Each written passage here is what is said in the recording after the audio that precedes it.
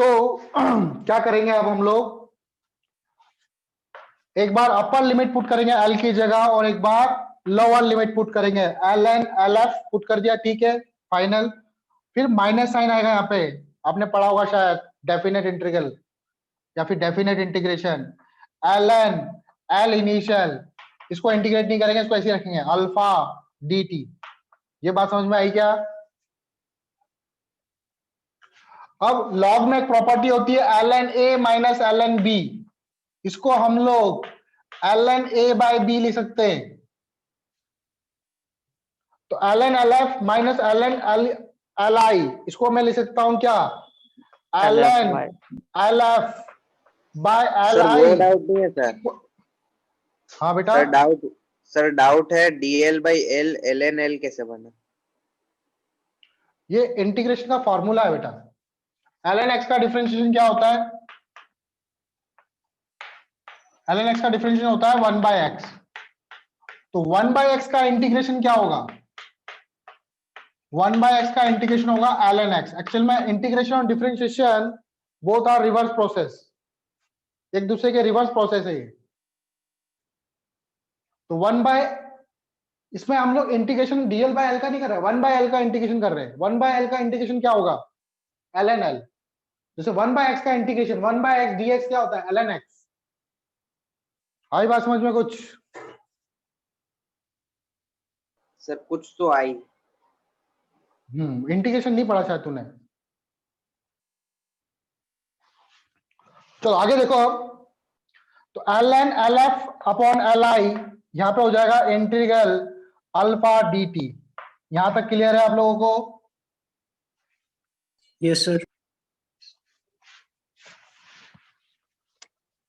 अच्छा, अगर मैं बोल लू L N X equal to Y है, तो इसको अगर मैं सिंप्लीफाई करूं तो क्या लिखते हैं हम लोग, L N X equal to Y हो तो क्या मैं इसको e to X the equal power to y E raise to plus power 2x Y लिख सकता हूं? हाँ हाँ sir sir. X equal to E to the power Y लिख सकते हैं, लॉग पढ़ा है हम लोगों ने। तो हाँ सर ये यहां पर क्या लिख सकते हैं हम लोग, तो यहां पे मैं लिख सकता हूं L F upon L I equal to E raise to power alpha D T. L F upon L I equal to होगा E raise to power alpha D T. तो यहां से आ जाएगा L final equal to L initial E raise to power alpha D T. Finally आपका जो final length होगी वो ये होगी, L final equal to L I E raise to power alpha D T. ठीक है, this formula is very important, ये आपके हर बुक में नहीं दे रखा होगा, ये आपके हर बुक में नहीं दे रखा होगा। आपके बुक में जानते हो क्या फॉर्मूला दे रखा होगा, आपके बुक में ही दे रखा होगा L F equal to L initial 1 plus alpha delta T. ये फॉर्मूला होगा आपकी बुक में। ये फॉर्मूला कैसे आया वो बताऊंगा, मेन फॉर्मूला ये है आपका।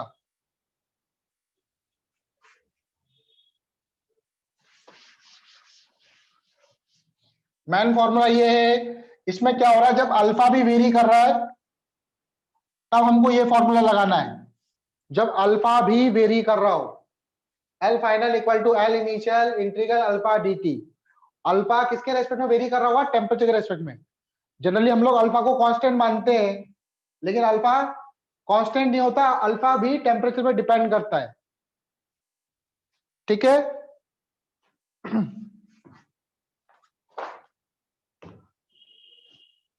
आगे देखो, नोट कर लिया बेटा ये सब? No sir. लिख लो पहले।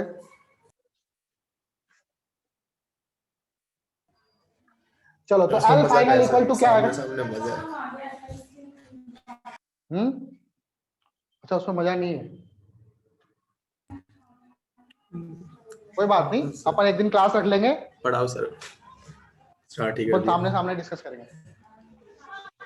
तो एल फाइनल इक्वल टू आया L initial E raise to power alpha D T. चलो आगे देखो अब, एक्चुअल में जैसे अल्फा को अगर मैं कांस्टेंट मान लूं, ठीक है, अल्फा को, अल्फा इज कंसीडर, अल्फा को हम लोग क्या कंसीडर करते हैं, अल्फा को हम लोग कांस्टेंट कंसीडर करते हैं for practical temperature change, constant for practical temperature change, जो हम लोग डेली लाइफ में ऑब्जर्व करते हैं प्रैक्टिकल टेम्परेचर चेंज। लेकिन अल्फा जो है वो कांस्टेंट नहीं होता एक्चुअल में, लेकिन हम लोग प्रैक्टिकल केस के लिए उसको कांस्टेंट मान लेते हैं। तो देखो इंटीग्रल कर रहा हूं मैं अल्फा dt का, तो ये क्या हो जाएगा, अल्फा बाहर आ जाएगा, dt का इंटीग्रेशन, dt का इंटीग्रेशन क्या होगा जल्दी बोलो, डेल्टा टी लिख सकता हूं मैं इसको, -t इनिशियल। हाँ सर। हाँ T final minus T initial को डेल्टा टी लिख सकता हूं मैं अब, हाँ सर। ठीक है। अल्फा की वैल्यू बहुत छोटी होती है, तो अल्फा डेल्टा टी की जो वैल्यू आएगी वो वेरी वेरी लेस देन होती है 1 के कंपैरिजन में। इन प्रैक्टिकल केसेस में अल्फा डेल्टा टी की वैल्यू जो होती है वो बहुत ही 1 से बहुत ही स्मॉल होती है, ठीक है। तो 1 से बहुत ही स्मॉल होगा तो क्या होगा देखो, तो एल फाइनल इक्वल टू मैं क्या लिखूंगा, L final equal to L initial E raise to power alpha delta T, integral कर दिया मैंने, इंटीग्रेशन कर दिया E raise to power alpha delta T, बात समझ में आई? Yes sir. Yes sir. Side में देखो यहाँ पे E raise to power X हो और एक्स जो है वो वेरी वेरी लेस देन 1 हो, if x is very very less than 1 तो e raise to power x को हम लोग मैथ्स वाले बच्चे जानते होंगे 1 प्लस x लिख सकते हैं। हाँ sir. If x is very very less than Yes, sir. 1 then e raised to power x can be write as e1 plus x। तो इसी को मैं क्या लिख सकता हूं, l फाइनल को मैं लिख सकता हूं l initial 1 plus alpha delta T. तो यहां से आपका वो फॉर्मूला आया जो आपके बुक्स में लिखा हुआ है, l final equal to l initial 1 plus alpha delta T. आई बात समझ में? Yes sir. Yes, sir. ठीक है, आगे देखो, अब रब कर दो उसको, लिखने दो। No sir. लिखो जल्दी।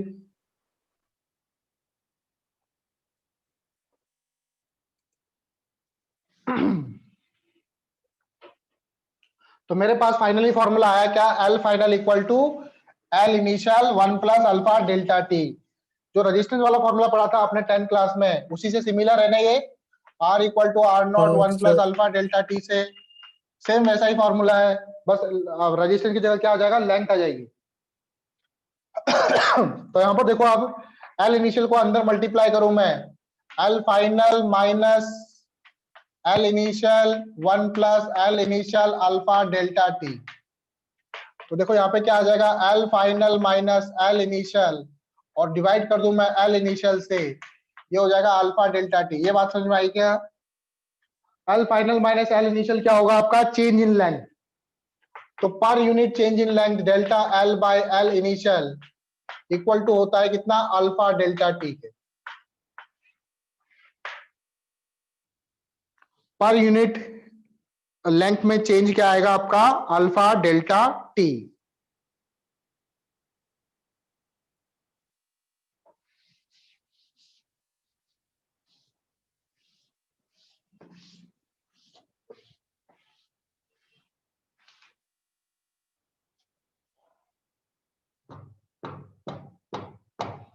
चलो आगे देखें, नोट कर लिया? Yes, sir. चलो ये था आपका लीनियर एक्सपेंशन। लीनियर एक्सपेंशन के बाद अब आता है एरियल एक्सपेंशन।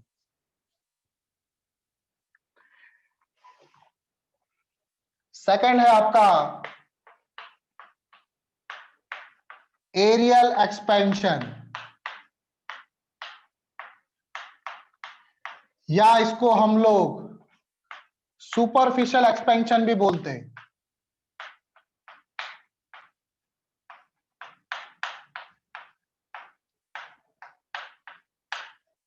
एरियल एक्सपेंशन या सुपरफिशियल एक्सपेंशन। तो जिस तरह से उसमें अल्फा होता था, इसमें होगा बीटा। बीटा क्या रिप्रेजेंट करेगा? Coefficient of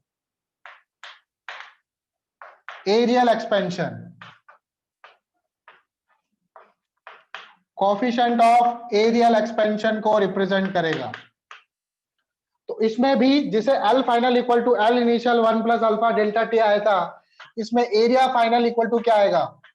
area initial 1 plus alpha की जगह बीटा आ जाएगा, बीटा डेल्टा टी आ जाएगा। आई बात समझ में? Yes, sir. और इसमें भी change in area delta A by A initial equal to हो जाएगा बीटा डेल्टा टी। ठीक है, सर अगेन इसमें बीटा डेल्टा, हाँ इसमें बीटा होगा बेटा। सर मतलब इसमें बीटा वेरी नहीं करेगा जैसे उसमें कर रहा था? इसमें भी बीटा वेरी करेगा बेटा, लेकिन हम लोग बीटा को प्रैक्टिकल केस में क्या मानेंगे? कांस्टेंट मानेंगे। ठीक है, अब चाहो तो यहाँ पे लिख लेना, बीटा की वैल्यू बहुत छोटी होती है, beta delta T very very smaller than होगा 1 के।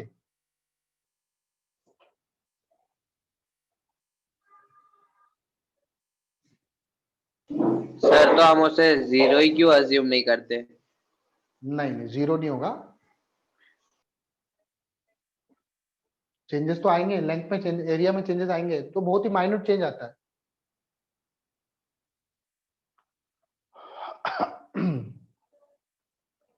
नेक्स्ट देखो, एरिया एक्सपेंशन रब कर दो उसको।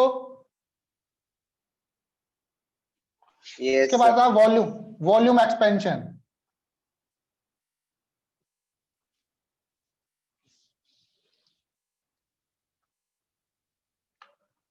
तीसरा है आपका वॉल्यूम एक्सपेंशन। इसमें क्या होगा? इसमें होगा गामा। गामा क्या होता है? Coefficient of volume expansion. Coefficient of volume expansion. ठीक है, ये होगा आपका गामा। इसमें भी जैसे A final equal to A initial, तो वी फाइनल इक्वल टू हो जाएगा V initial, volume initial 1 plus gamma delta T. Again gamma delta T की वैल्यू 1 से बहुत ही स्मॉल होगी। Again delta V upon V initial को हम लोग लिख सकते हैं गामा डेल्टा टी।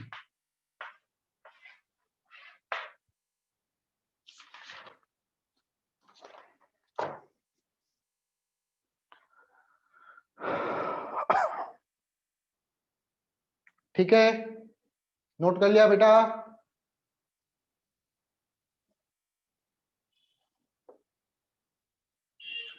आप लोगों ने कभी आइसोट्रॉपिक सॉलिड का नाम सुना है? Isotropic,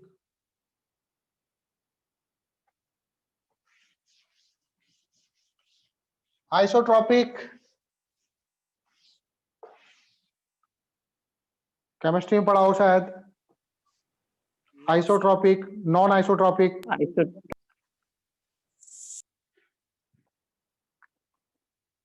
isotopes, yes. क्या होता है बेटा आइसोट्रॉप? पिक नहीं, आइसोट्रॉप, आइसोटॉप आइसोटॉप नहीं, होता है सर जिसका आइसोट्रॉपिक पूछा मैंने। ट्रॉपिक नहीं। आइसोट्रॉपिक सॉलिड क्या होता है? सुना होगा आपने। आइसोट्रॉपिक सॉलिड ऐसे होते हैं, एक होता है आइसोट्रॉपिक, दूसरा होता है एनआइसोट्रॉपिक। तो इसमें क्या होता है, जो इसकी फिजिकल प्रॉपर्टीज होती है इस सॉलिड की, वो हर डायरेक्शन में सेम होती है। एनआइसोट्रॉपिक में क्या होगा? इसमें क्या होगा? Physical property same in all direction, same in all direction, वो ओरिएंटेशन पे डिपेंड नहीं करता। और एनआइसोट्रॉपिक सॉलिड में क्या होगा? डिफरेंट, ओरिएंटेशन पे डिपेंड करेगा। हाँ, डिफरेंट इन डिफरेंट डायरेक्शन। अलग अलग डायरेक्शन में इसकी प्रॉपर्टी अलग अलग होगी। मान लो एक्स की तरफ अलग प्रॉपर्टी होगी, वाई की तरफ इसका इंक्रीमेंट अलग तरीके से होगा। बात समझ में आई? उसको बोलते हैं एनआइसोट्रॉपिक सॉलिड। Sir exam. इसका एग्जाम्पल 2 मिनट बताता हूं। आपकी सिमेट्रिकल बॉडी जैसे आपका स्फेयर हो गया, क्यूब हो गया, that will behave as a isotropic solid. बात समझ में आई? आइसोट्रॉपिक सॉलिड कौन सा होगा? For symmetrical bodies. जैसे सिमेट्रिकल बॉडीज हो, सिमेट्रिकल बॉडी मतलब चारों डायरेक्शन में सेम हो। जैसे मान लो आपका क्या हो गया है, स्फेयर हो गया, क्यूब हो गया, ये सब एग्जांपल होंगे किसके? आइसोट्रॉपिक सॉलिड के। एनआइसोट्रॉपिक में क्या होगा? केमिस्ट्री में अलग पढ़ोगे आप, मैं अभी केवल मेटल की बात कर रहा हूं। एनआइसोट्रॉपिक सॉलिड का एग्जांपल क्या होगा? क्यूबॉइड। अब जैसे मैंने क्यूबॉइड ले लिया,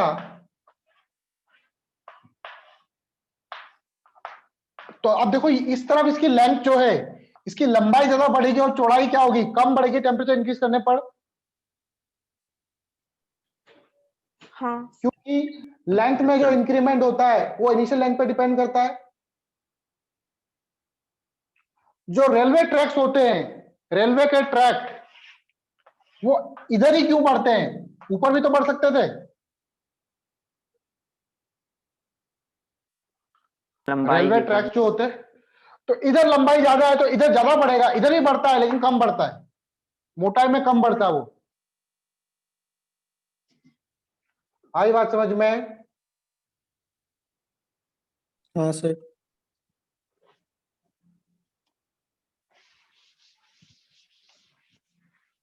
चलो आगे देखो अब। तो सिमेट्रिकल बॉडीज के लिए, फॉर सिमेट्रिकल बॉडीज, तो सिमेट्रिकल बॉडीज होगी चाहे वो एक्स में हो, चाहे वाई में हो, चाहे वो जेड में हो, उसका एक्सपेंशन बराबर ही होगा हर तरफ, हर डायरेक्शन में। जैसे क्यूब हो गया, स्फेयर हो गया, तो उसका जो एक्सपेंशन होगा सभी डायरेक्शन में सेम होगा। तो सिमेट्रिकल बॉडीज के लिए जो बीटा आएगा वो 2 टाइम्स आएगा किसके? अल्फा के। अभी बताऊंगा कैसे आएगा। बीटा जो होगा वो 2 टाइम्स होगा किसके? अल्फा के। और गामा जो होगा वो 3 टाइम्स होगा किसके? अल्फा के। गामा जो होगा वो 3 टाइम्स होगा अल्फा के।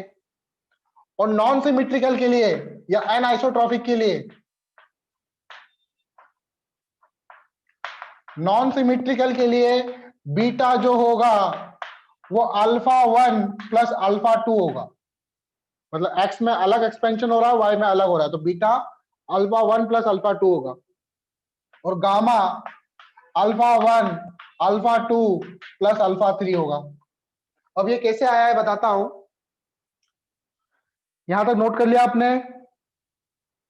Yes sir.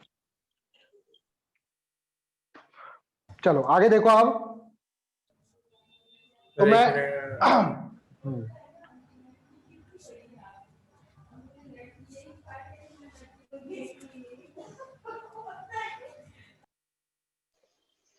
सर शायद आप आगे नहीं बता पाओगे सर। टाइम नहीं बचा।